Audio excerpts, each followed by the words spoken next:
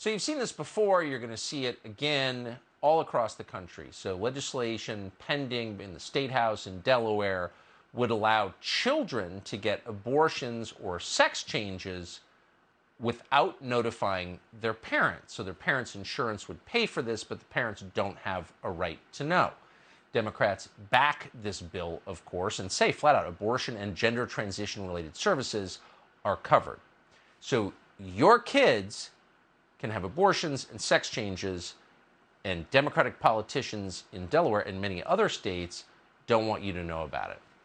So if there was ever an effort to destroy the nuclear family this obvious, we're not aware of what it might be. Terry Schilling is the president of the American Principles Project and joins us tonight to assess. Terry, thanks so much for coming on. The parent's relationship with his or her children is sacrosanct. Like, politicians aren't allowed to get in the middle of that, you would think. And yet Democrats in Delaware and many other states are trying to destroy that relationship. Who's fighting back against this? Well, there are parents primarily that are fighting back against this, Tucker, and they're being organized primarily at the local level. There are efforts at the national level. My organization, American Principles Project, is building what we call the NRA for families, but ultimately this is going to be about parents taking back control of their kids' education directly. We have to make these people pay a political price when they hurt our families. Tucker, you said it best. This is really about abolishing the family. The progressives would say that they're liberating children from the parental constraints and the parental oppression and the patriarchy. Really, they're destroying them. Their goal is to liberate these children to achieve full equity and full equality, and they will achieve that. We'll just all be equally miserable and terrible and sad. It'll destroy the country, it'll destroy the economy, and it'll destroy us as individuals if we allow these states to do this. And it's really important, Tucker, to pay attention to Delaware. They are on the cutting edge. They were the first state in the nation to codify Roe. They were the first state in the nation to redefine parenthood. That was in 2009, well before gay marriage passed. So we have to pay attention, because what happens in Delaware ends up spreading to a lot of other states.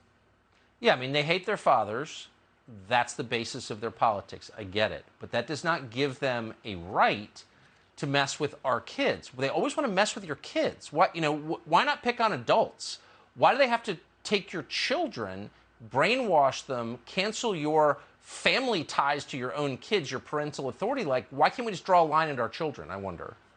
Well, it's because children are very vulnerable to ideas, right? I mean, if you look at the ecosystem that the progressives have created, it's a full-fledged ecosystem. And it's not, the story's much bigger than just what the legislation will do to insurance companies and the explanation of benefits.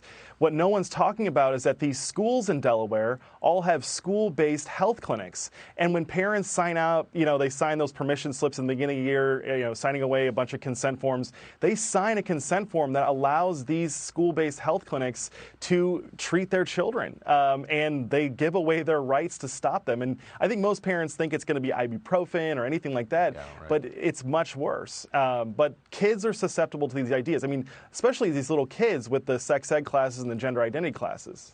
They still believe in Santa Claus, right?